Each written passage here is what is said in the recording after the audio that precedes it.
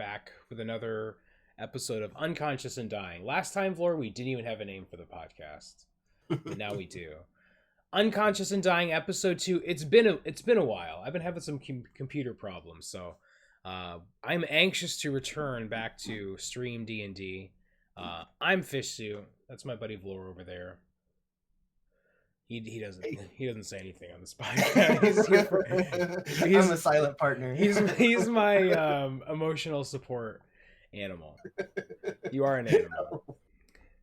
I'm just realizing now that I don't have chat pulled up in a way that I can meaningfully see it. So I'm wondering if I just do this and pull this bad boy over here. Oh God! Oh, it just ruined it. It absolutely ruined it, Floor. Let's see. All right, there we go. I'm fixing it. Chat? Who needs that? Yeah, so this is kind of a complex thing here because the way I capture the stream, the way I capture you is actually through Discord. So I have to have Discord window at like very consistent size. There we go. I kind of have a chat now. All right, good enough. Good enough. So yeah, Vlor, we missed a couple of sessions because of my internet problems. But since the last time we met, we did play our very first session of Icewind Dale: Rime of the Frost Maiden on stream. It started with you and our friends Jackson, Sunflower, and Zundmaster, and we got kind of acquainted with the party, and we started our adventure there last time. I'll speak for myself. I don't want to put words in your mouth here, Flora, but I was extremely excited to start this campaign. I'd been excited since they announced it, and there was even some rumblings before they made the official announcement that this campaign was going to take place in Icewind Dale, which is one of my very favorite settings in all of Faerun and all of 5e lands. Were you excited about this exploring Icewind Dale and starting this campaign as I was, Vlor? Yeah, I don't follow the inner workings of Wizards or any of the D&D stuff, so I didn't have any clue about the new campaign. But as soon as I heard about it, I thought that it would be pretty awesome. I played Baldur's Gate like way back in the day, and I've played quite a bit of the different ones, and I followed a lot of D&D as well, and I think we're gonna have some fun. Yeah, so I just realized that Wookie is here in the chat. Everybody's watching this maybe on YouTube later. Geez. Wookie is here in the chat, which is never good. Let's be honest, it's never good. But that means I have to go into here real quick, and I have to make sure that all the sound effects are off because he had a chance there. He could have ruined the podcast. He could have ruined the podcast there, Florida. He didn't. Yeah, so we introduced everybody to our characters, our new characters. We have, why don't you introduce your character first, Flora, and then I'll tell you about the rest of the party. All right. So I play an Air Genasi. Basically, it's a child of a genie. A genie child. Hashtag genie child. If you guys want to tag us and get it going on Twitter, remember to tag us and use the hashtag genie child. Yeah. So I needed something to do with a wind name, so I chose Gusto, spelled like gusto. So always on the nose, War of the Spark. But his main thing is that he wanted to be a merchant. Not an adventurer. So he came up with a new name, which kind of went with his last name, Valorian. So he went with Vlor, and he travels around selling things that are maybe not what he says they are. Yeah, so you're playing him as a bit of a snake oil salesman. That's what we've seen of Gusto so far. He's a bit of a snake oil salesman.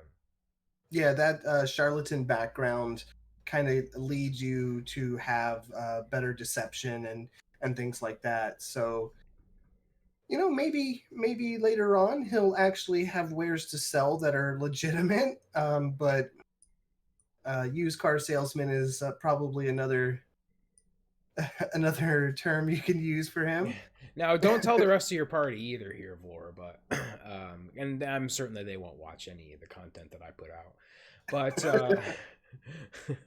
But Augusto actually started the game with the most gold as well. I made a deliberate choice, and you were even like, "Well, that's a lot of gold," and I was like, "He's been pretty successful at what he does," and so I kind of feel like going into this like, um, Yeah. he's an interesting dude. I think like he's got some complexity to him. Of course, we're just starting, so we really haven't seen a whole lot yet, but um, he has had an opportunity to use some of his specialized skills, shall we say, already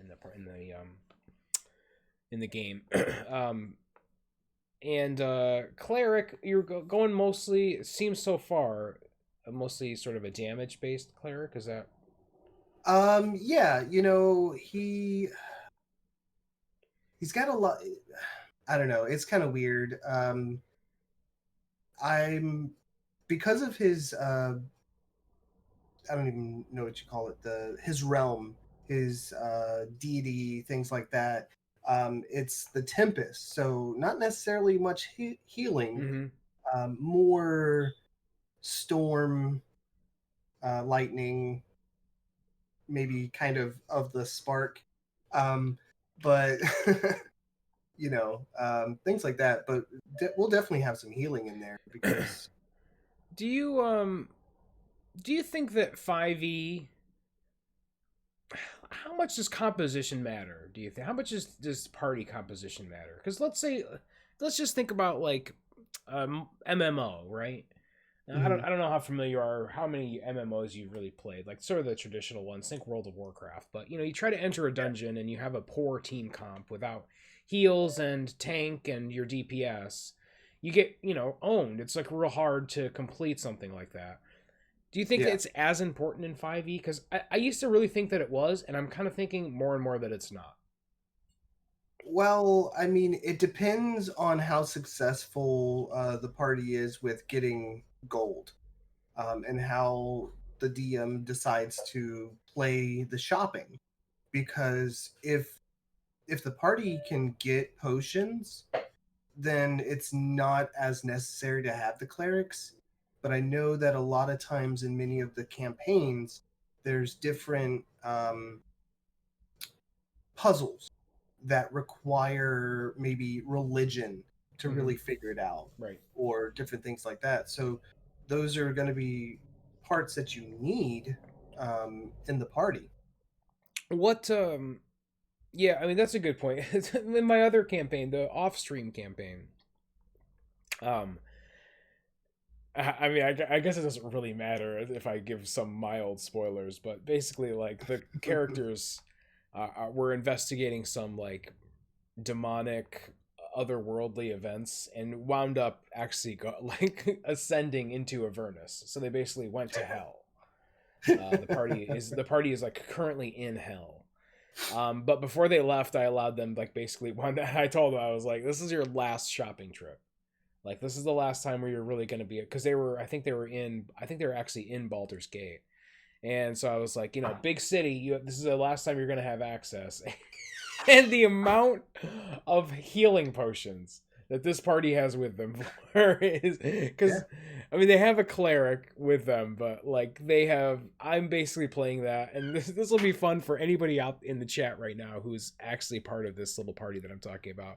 Is that every time that the manual or the DM guide says if your party is very strong, do this and this and this in the combat, I always do it. So I'm giving them like the hardest. They are playing D&D with me on hard mode because I like it because I think it's more fun. Yeah. Um, but so they have so many healing potions. I could just imagine them like wheeling a wheelbarrow into hell filled with healing potions. Um, yeah, no, I agree. I agree. It's all, and it really does depend on how much how much access you have to shopping. And for me, as as you well know, um, shopping is my very favorite thing in 5e. We really take the time to grind out a nice long role played shopping session. you know It sounds like a little bit of sarcasm. But you can actually role play that quite well. As the DM, I think 5e really gives you the option to make it as sparse or as colorful as you'd like. You get to decide what items are available in the shop. Maybe there's True. no healing potions at all. Yeah. You know. Yeah, well, especially like just to bring it back to where we are now, which is Icewind Dale. I mean, especially knowing what we know. So let me just break down quickly like how this adventure, what the adventure hook is. Essentially, is that this town, these 10 towns of Icewind Dale have been under a perpetual darkness. And minor spoilers here for anybody. I mean, if you're watching this, God help you, because like if you don't want spoilers and you're watching a thing about it, I would avoid doing that in the future. Oh, hold on. Let me take out my headphones. All right, so here's what happens in chapters 7 through 10. No, these 10 towns of Icewind Dale have been under like a perpetual darkness. No, the sun hasn't risen essentially in about 2 years, and so in a place like this, like shopping is sparse, right? Like there's not going to be a whole lot available. It's going to be every man for himself type situation. So but let's introduce the rest of the members of your party here real quick. So we have Gusto the cleric. We have Sunflower, who is playing Cleo. There's if you're watching the stream, you can see a picture of Cleo there. She is a satyr bard, and Sunflower's been playing her like a little bit of a sneak thief there. You can attest to that personally. Yeah. I would assume that she was a rogue instead of a bard. But yeah, I had something precious taken from me, yeah. and I'll So get it back. yeah. Cleo the Bard. We also have Jackson is playing Jordy. I love all the Gamer Heroine's art for this. Shout out to Yeah. Gamer Heroine, but Jordy's probably my favorite character that she drew. He just his like droll little mouth really cracks me up. And he is a barbarian dwarf, and really like even though you guys are all in 10 towns, Jordy is the only like actual resident of 10 towns, and so he has some of this like prerequisite knowledge that Gusto and the rest of the party might not necessarily have about this particular area that you're in.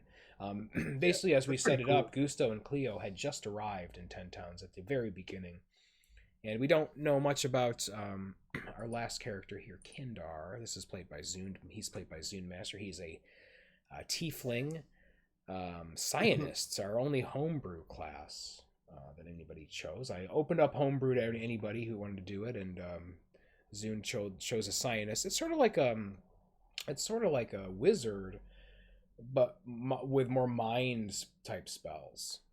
Yeah, they've got like a setup for a sorcerer, Yes, that's right. who is basically that way, but I don't know what he chose to put into his, so it's kind of different. Yeah, it's he's got there's some things that we're gonna have to probably as we level up these characters, we're gonna have to spend some time with Kindar specifically because it's gonna be a little bit more complex than the rest of you guys. But as the adventure started, you found yourself in the town, the city state. That's not a city state. The largest city of 10 towns, Bryn Shander. So you found yourselves in Bryn Shander, and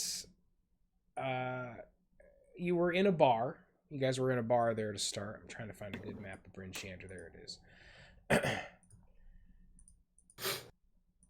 You were in the bar called the North Look, near the north gate of Bryn Shander. Bryn Shander is like a hub of these 10 towns in Icewind Dale.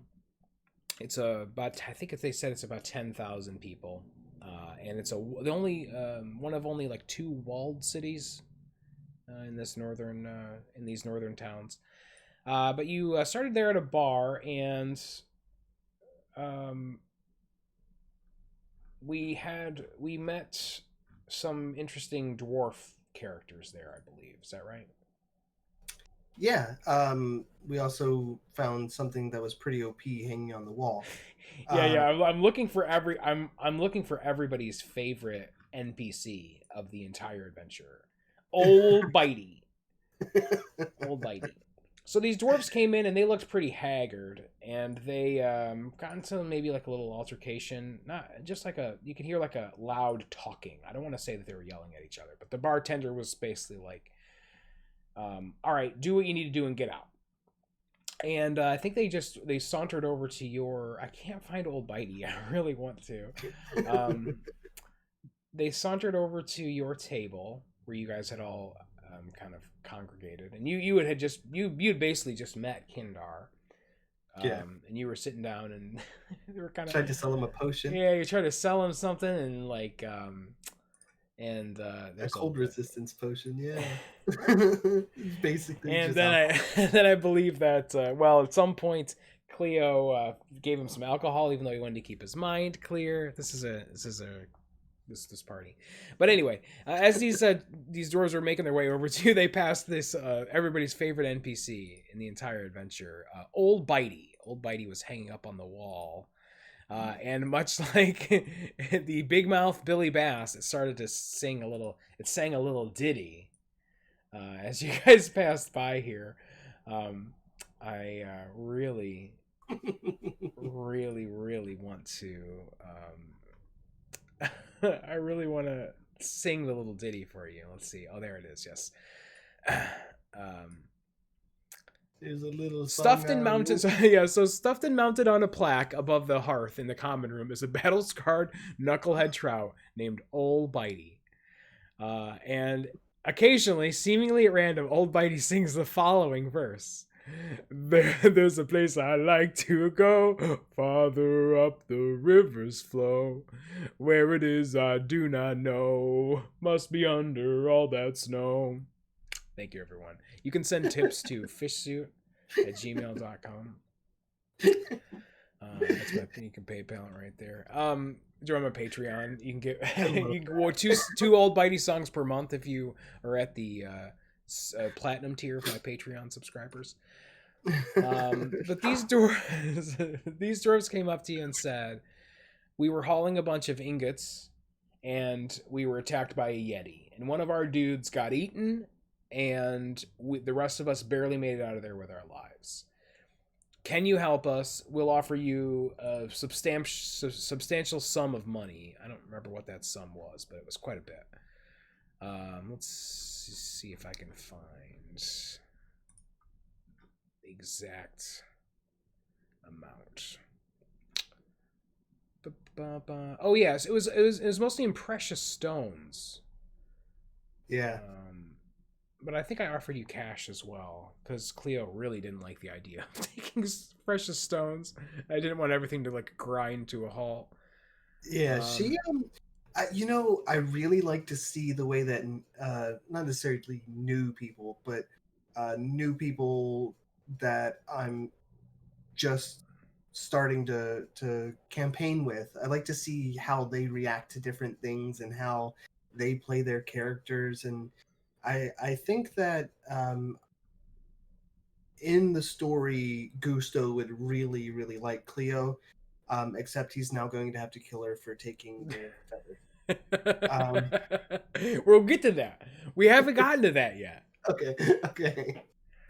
But yeah, and I really like the way that Zund is figuring out his character and how he's going to play it, and it's really nice to give them those moments where they can interact with either NPCs or the other characters, and Yeah, I want to stand back a little bit so that they have that opportunity. yeah, I agree. Zund is our newest player, and Sunflower is a fairly new player as well. I mean, not to say that Jackson's not either, but Zund is this is literally his first game, and there's always a few things that and I'm a new DM too, to be honest, and sometimes it's hard for me to like correctly read those moments or give players time to do it, because especially on stream, like if we were chilling around a table, um, I'd be more than happy to sit back a lot more than I do to just let let it play out how it's going to play out. Leave those like sort of uncomfortable pregnant pauses in more rather than trying to fill them. But on stream, sometimes it is like necessary to be like, okay, time to move on, or would you like to do this, or something like that. But yeah, I totally lost my train of thought. But anyway, Yeah. Well, the other thing is that when we're on stream and when we're on cams, it's hard to see where the attention is. When you're in person, you can see someone looking at someone else, or right, if or they're picking looking up at their the character board. sheet and like, Yeah, and then you could be like, well, Zune, what are you looking, what are you trying to, what are you thinking right now, and that sort of thing. exactly. Yeah, I completely get that. It is definitely a different experience, and like I said, as a new DM, it's like something that I'm actively working on, right? Like getting better at being part of the narrative rather than ferrying players from fight to fight. Yeah. You know, but part of it is that I do like love the combat so much. It is my favorite part of D&D 5e is the combat. But that being said, some of my very favorite moments in D&D have not been combat related. So it's stuff that happens in a conversation or as we role play with this silly character that I just made up 2 minutes ago, that sort of thing.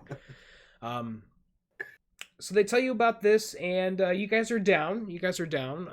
Which is good because honestly, if you guys weren't down, we might have just had to call it right there. It's like everybody just goes their separate ways.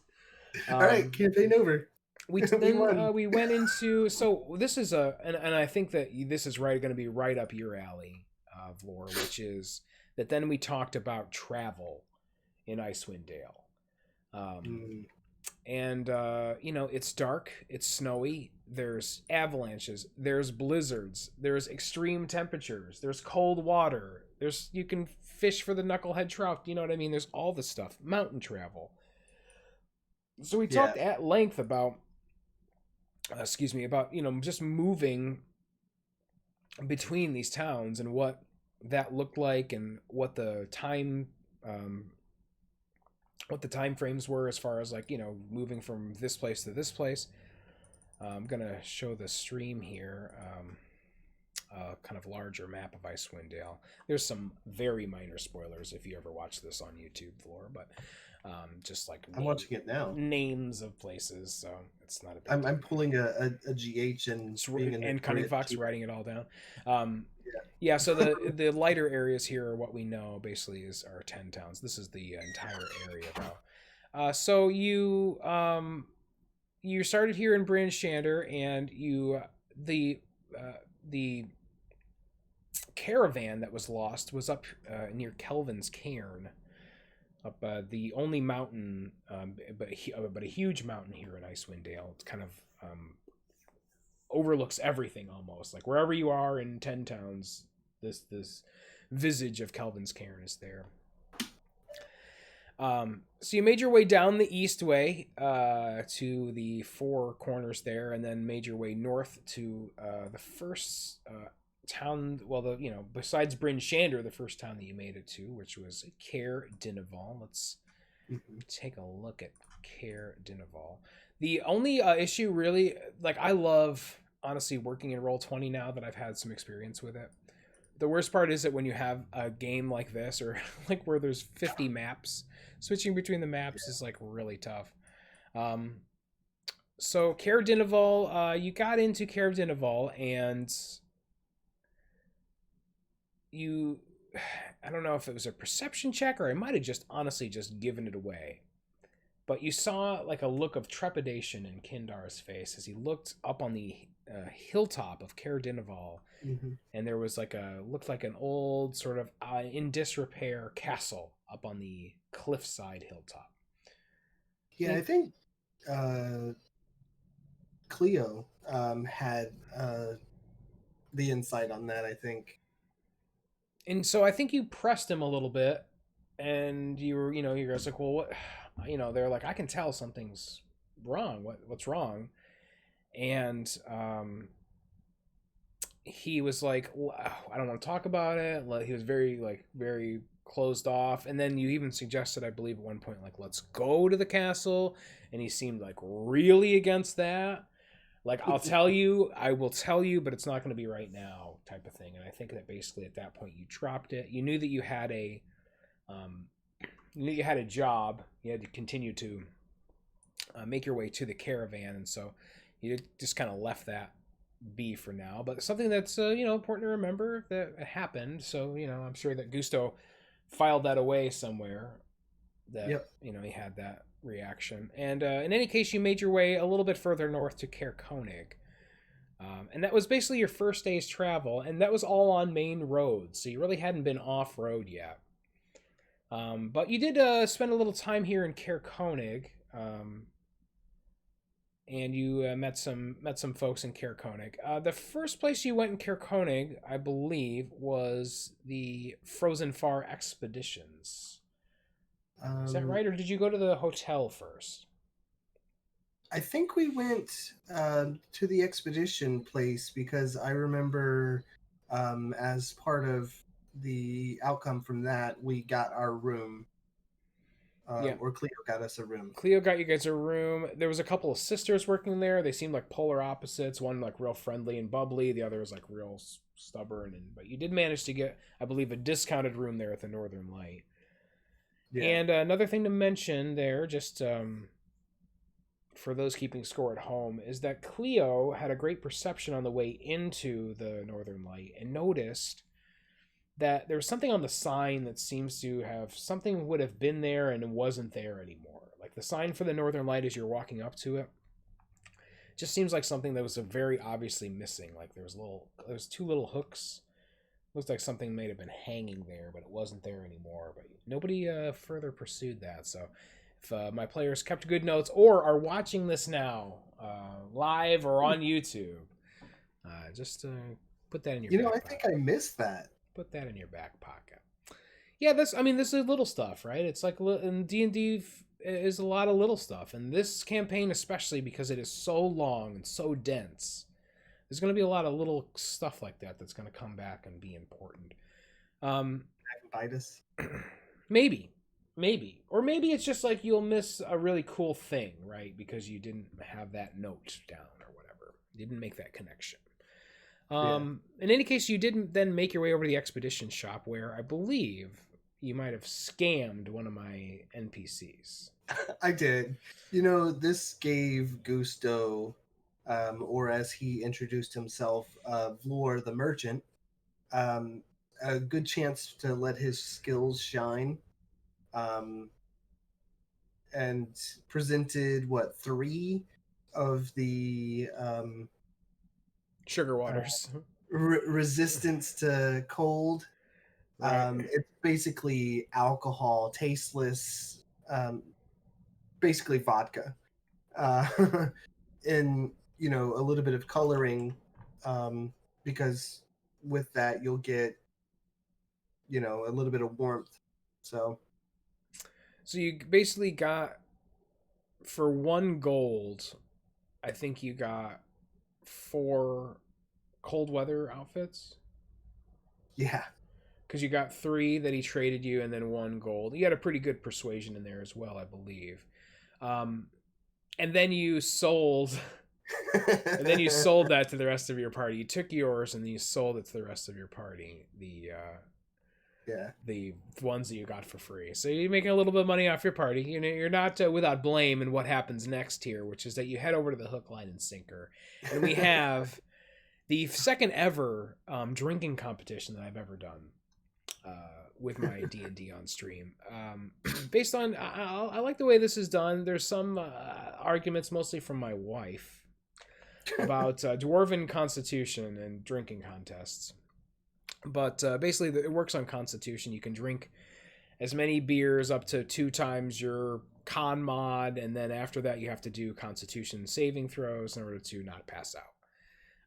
And you participated in this competition, and unfortunately, Gusto did at some point during this competition with the locals at the hook, line, and sinker in Caer Konig, passed out. And your compatriot there, Jordy, the barbarian dwarf, won the day. But while you were passed out, Cleo went through, stole some pocket change off of the citizens of Caer Konig that had passed out, and also stole from you a long, slender, silvery blue feather that you had on your person. Yeah.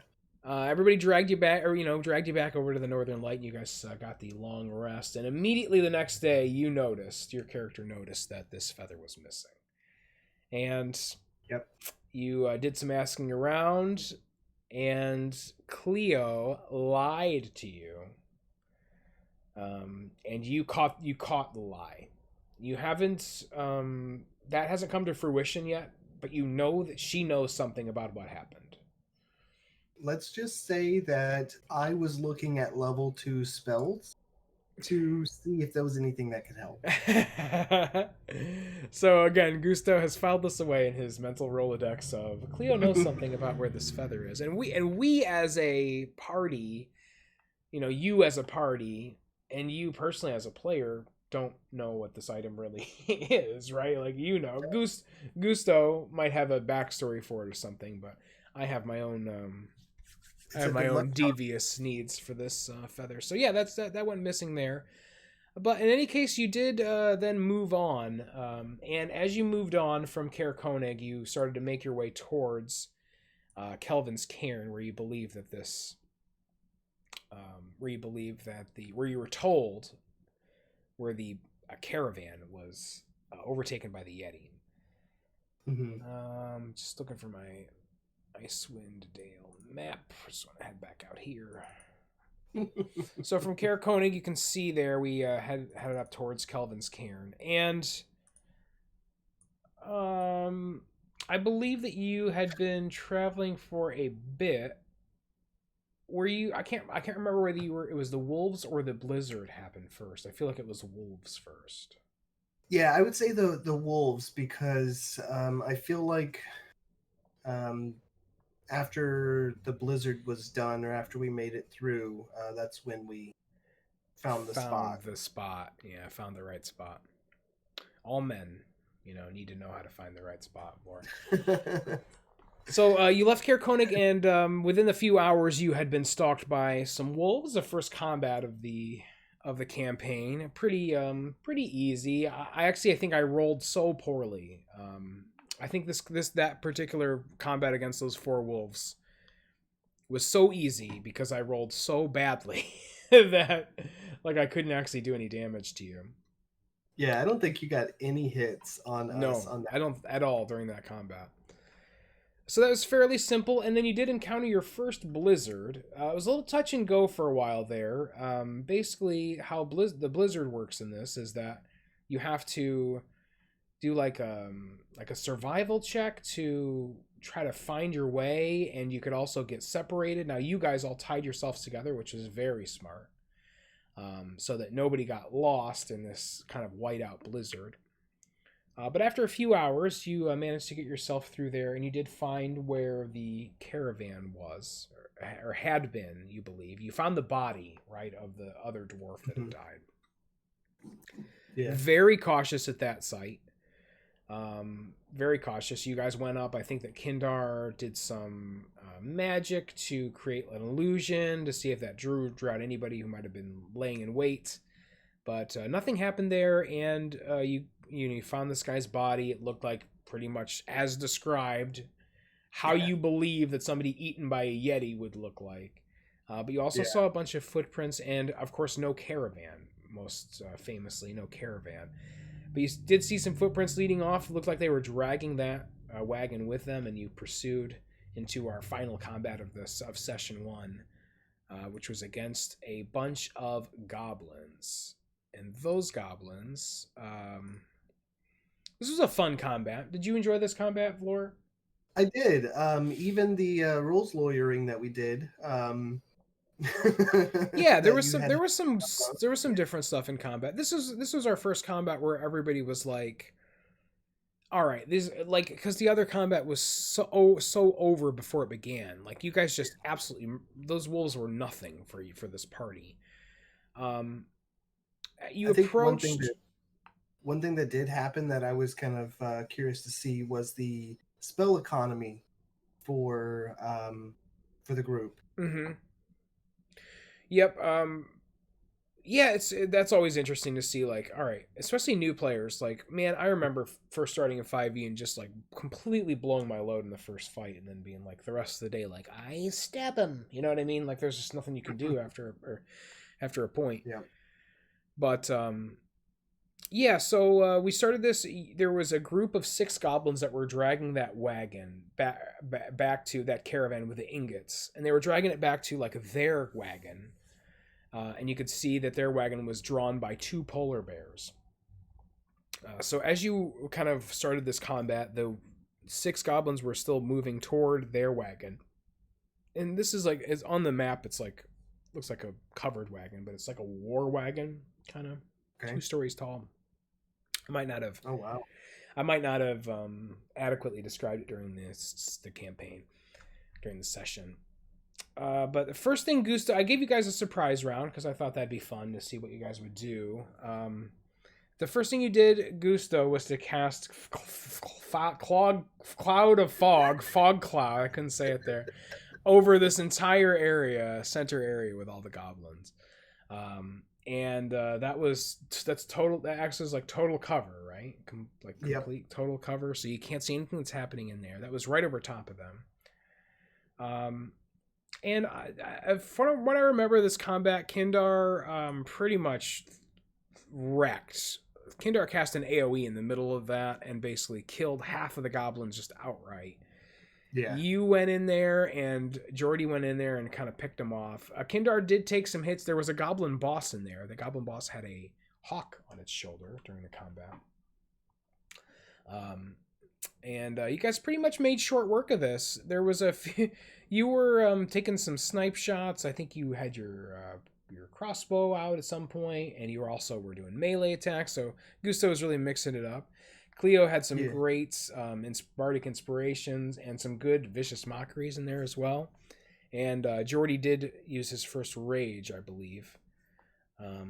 But yeah, I mean, Kindar kind of just wrecked this entire combat, and the fog cloud, the cloud of fog, also like really changed the how this went down. Anything you do Yeah. differently in this fight? I mean, did you feel like this was what you're gonna Um. do? How he's gonna approach situations like that? Yeah. I mean, it pretty well worked out the way I thought it was going to.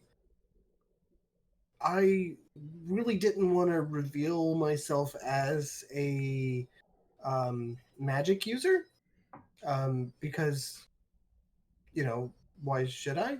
Right. I'm a simple merchant. Mm-hmm. That's why I was just using the crossbow, and I feel like the fog cloud um, didn't have. I guess it did have both somatic and visual components, so it worked. Maybe we'll roll a postscript, sleight of hand check or something to see if they could see, you casting the spell. That's interesting. I didn't actually know that you were trying to hide your magic use. Yeah, until that very last moment because I couldn't get to my crossbow. Right, and that's when you guiding bolts, right? Because you ended Yep. this. That's right. Yeah, this last goblin was running away, and so that was the very very tail end of our session as well. So we haven't Yeah. even really explored that yet. That's interesting to know, Vlor. Thanks. I mean, that's part of the reason we're doing this is because that's going to give me some ideas for how to move forward with this. But that was the end of our session there, session 1, and everybody leveled up to 2. I pretty much, I don't know if it's a standard DM thing, but I pretty much every end of session 1 is when you level up. I mean, I don't have a ton of interest in playing level 1 characters for more than a few hours. It's just like you kind of have nothing. I mean, what's your max HP like? Well, yours is different, but I mean, some of these guys have like 7. You know what I mean? So, like, let's Yeah. get them some HP. Let's get them some more powers after session 1 is. I mean, I'm pretty good right now. I think we just got level 2. I haven't chosen my other spell, but my HP is 19. Wow, for level 2. Yeah, and That's a I've lot already of got HP. an 18 armor class. All right, well, I quit. Zunemaster, So our very Kindar himself in chat says Kindar should have made the hawk hallucinate worms on the goblin's eyes. That would have been a that would have been a that would have hell of been a way to amazing. end this combat. Um, yeah, so we got to see everybody. We don't have a whole lot of backstory yet, but this is this campaign is definitely a slow burn. This is a long boy. I think it's going to take us up to level 12, maybe even. Oh So, wow. yeah, this is a long one, and I'm excited to see where it goes. I have some writing to do between this one and the next one, so we can we'll have some we'll see some more of these characters' backgrounds a little bit. That's how I Well, like to. what one of the other things is that if depending on, how you want to play it, I mean, if we could go even higher with the levels before we get to the main boss or the finale. Um, Oh yeah, so there's it lots of little like this is especially like there's lots of little side quests and stuff that you could build into this. Especially since I love this world so much, it wouldn't be too much of a stretch for me to come up with something that happens in this world because like I grew up reading Icewind Dale books. I mean, like that's just I read so much of these novels about this place. So yeah, for sure. So session one, Frostmaiden in the books. I'm looking forward to session two. If you are watching this live, our next session of Rime of the Frostmaiden is on Monday, October 26th. That will be at 7 p.m. Eastern Standard Time. You can always watch this live play on my Twitch channel, twitch.tv/fishsuit, and I upload here on YouTube as well. I should have session one that we just talked about uploaded fairly shortly here. And let's go over and recap our Lost Mine of Phandelver campaign here.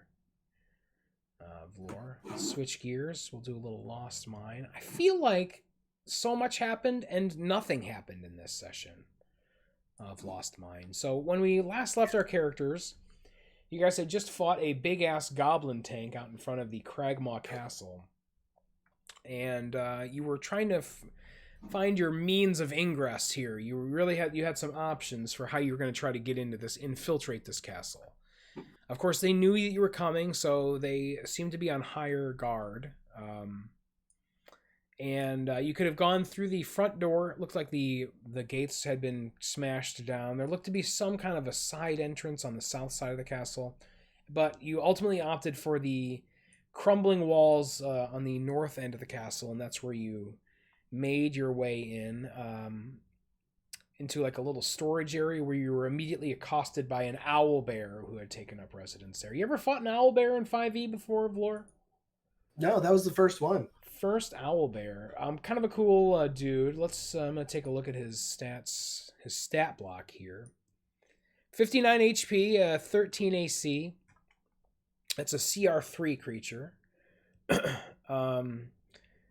He has perception, advantage on perception checks that rely on sight or smell.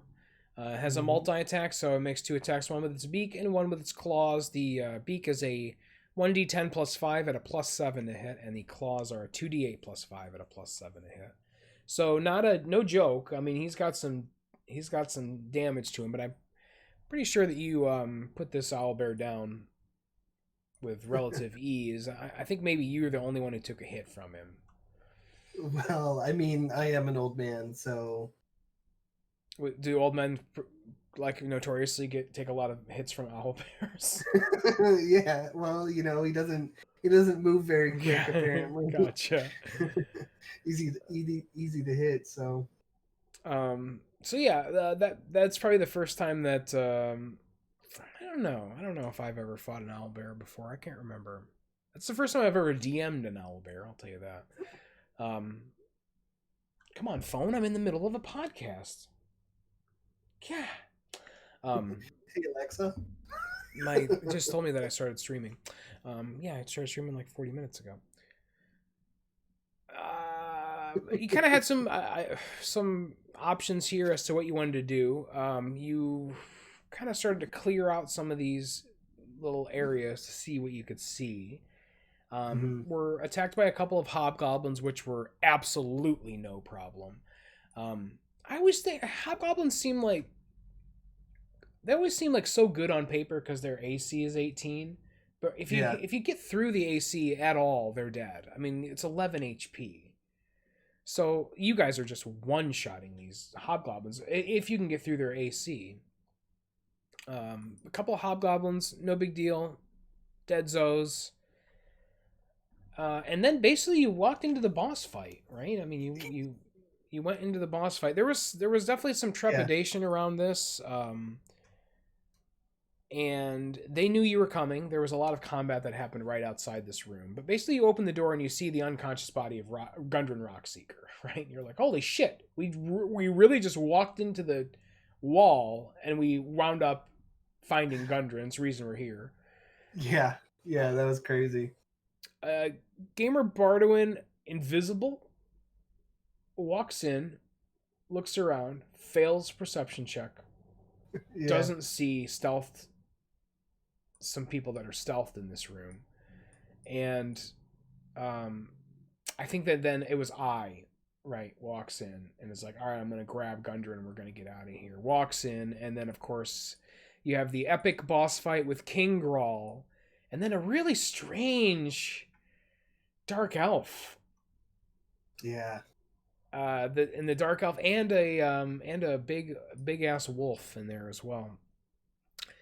So I think your MVP of this fight is probably Droop. Droop comes in and it just like eviscerates King Grawl. Takes his crown, I believe he's wearing the crown currently. Droop eviscerates King Grawl. And in the I don't know if it was you, Vlor, or Cunning Fox. I feel like it's a Cunning Fox special where he's like, this dark elf is attacking you with like its fists. Even though he has weapons at his side, he's like slamming his fists on you. Can you remember exactly the sequence where there was something that happened? Somebody cast a spell that was specifically good against doppelgangers. It's been so long since we played, but I feel like I did like a moonbeam or something. That's right. Yes, that is. All right, one inspiration for you you can only use it during this podcast, though, Vlor. Oh, nice. You can roll an extra d20 during this podcast, during this Unconscious and Dying podcast. Oh, maybe I can get a natural 20. yeah. And then you don't have to do it anymore. That's the reward. If you roll a natural 20, you don't have to do the podcast anymore. That's right. It was a moonbeam, and something about the text of moonbeam says that if a moonbeam hits a doppelganger, that it reveals them. And of course, you guys had no idea, really. I think that Cunning Fox might have guessed it. He might have said something, but it was kind of one of those things where it's like, is this this? And everybody was like, just kind of ignored it, Well, he is a notorious cheater. Notorious cheater, Cunning Fox Bub.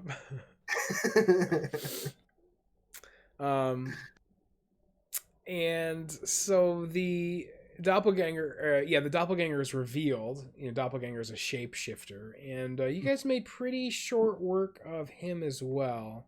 If I had this to do over again, I think I probably would have involved more like the doppelganger runs over and is like, I will kill Gundren if you don't stop killing me, type thing. If I had to play this a little bit differently.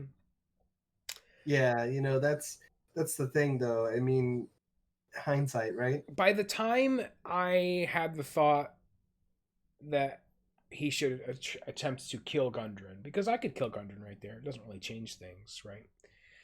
By the time I thought of that, if I had tried to get him over there, I would have taken like 4 attacks of opportunity from you guys and I would have just been dead. So it was either like stay and fight and try to knock somebody down, or die doing nothing, essentially. And so I chose to just fight it out.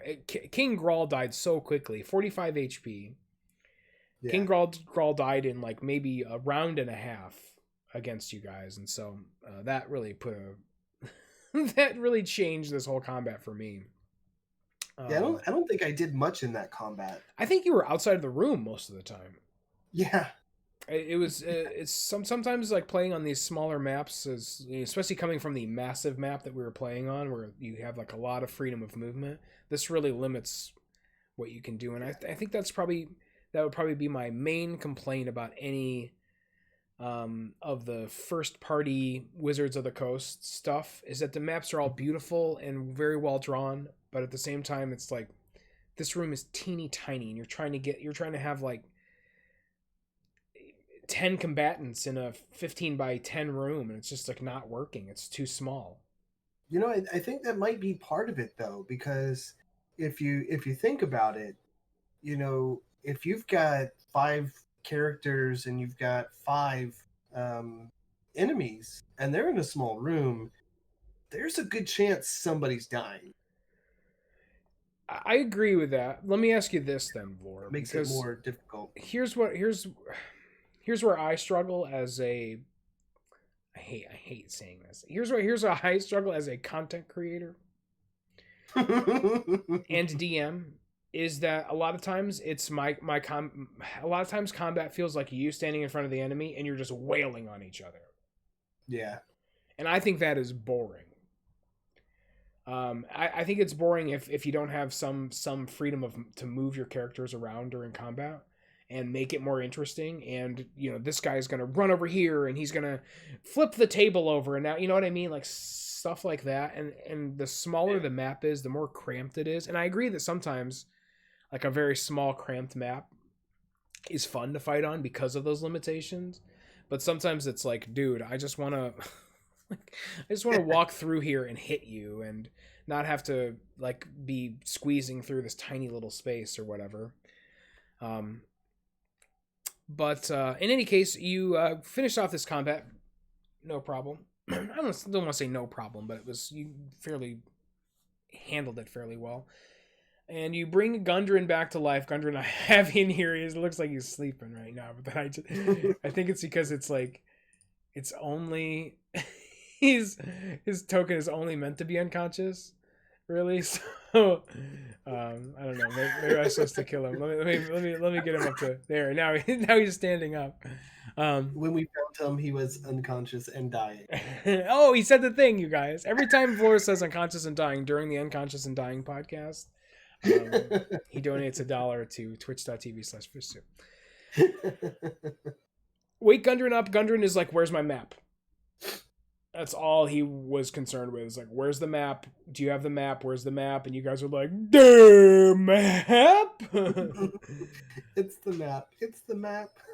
So you're looking around here for the map, basically, and then that's when you had to move on and look for the map. You might have then, I think at that point, either before or after, ran into a couple of gricks, which are like rock snake things with sharp beaks. But those guys were like no problem at all. They have this perfect camouflage in any kind of stone area. I'm gonna pull this up for a Grick. Oh wow. So yeah, they have an ability called Stone Camouflage. The Grick has advantage on dexterity stealth checks made to hide in rocky terrain. So not quite on the mimic level of you can't see them at all, but certainly like really tough to see, and they have a high stealth check among those rocks. So you did have a quick battle against those dudes. There is a single Grick. Where is that? There is a Grick in Curse of Strahd. If you run the Death House pre-campaign, there's a Grick in the underground cavern there.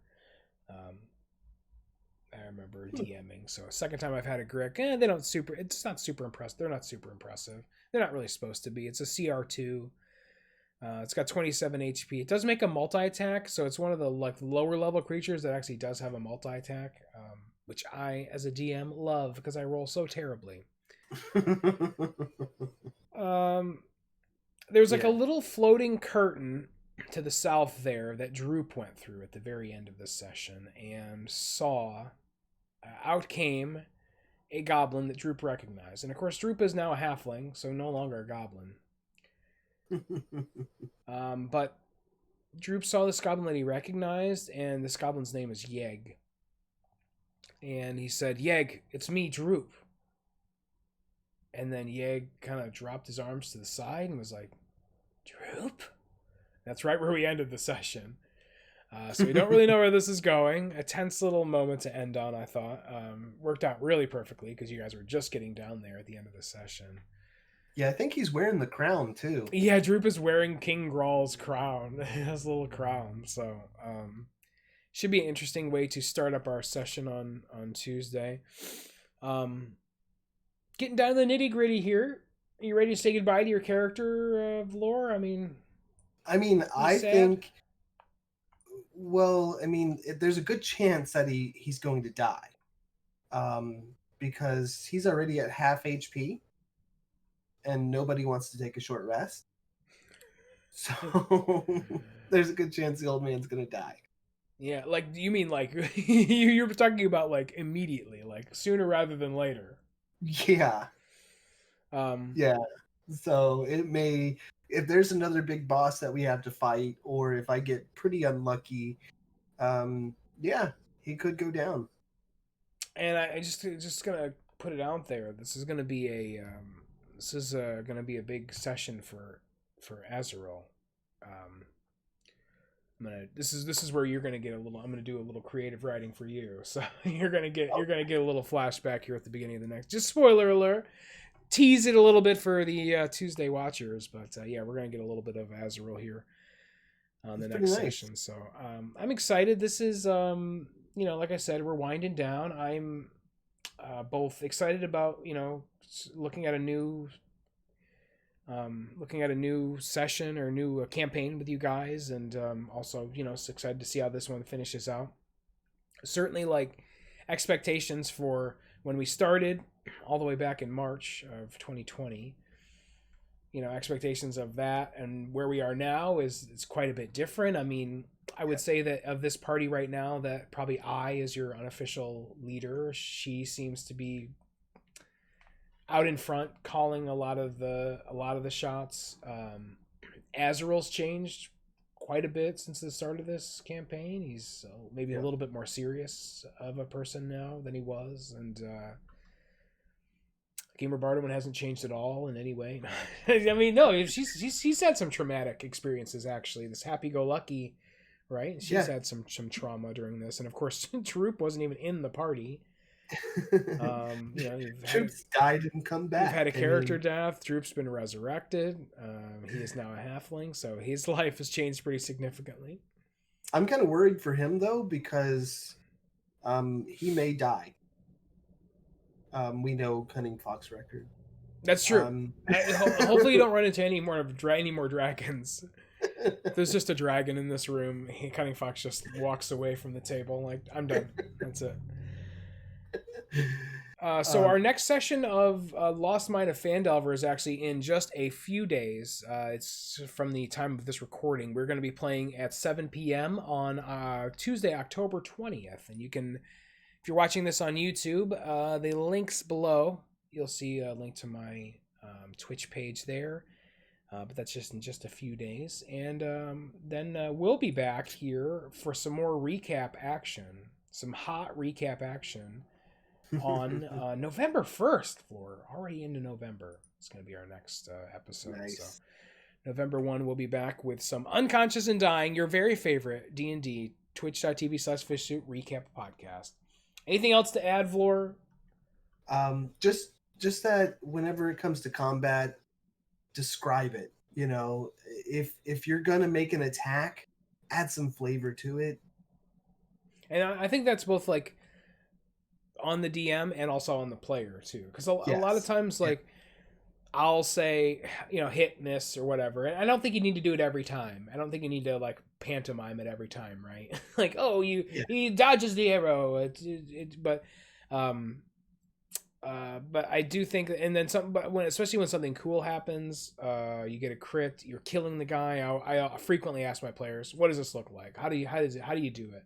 And I always try to be like, I'm also going to try to do just as an aside, before we end it here, Flores, I also want to just try to make it my own personal goal to ask players how their character's feeling at a certain moment. I don't feel like I'm checking in enough with the just psyche of the characters in the game and where they are mentally, and I think that stuff's really interesting, and I'd like to get some insight because you guys know exactly how your characters are feeling, and what we talked about with Frostmaiden with Gusto Yep. wanting to keep that stuff, you know, a little hidden. What's the reason we're doing these, right? Is to find those little insights into how to make our game better, how to make our story better. And so thank you so much, dude. Thank you, Vlor, for joining me. As always, Yep. Thank you. Catch me live at twitch.tv/fishsuit. I might have mentioned it a few times during this podcast. If you like the YouTube video, you're watching this on YouTube, please don't forget to like, follow, subscribe, comment, and I don't know, mail Vlor some of your hair. Just mail him some of your hair. Is that too much to ask? Thank you guys so much. We'll see you live on Twitch. May your 20s be natural, and I don't know, Vlor, say something else really witty at the end of this. I don't okay, great. Thank you so much, everyone. And Goodbye. I hope you're never unconscious and dying.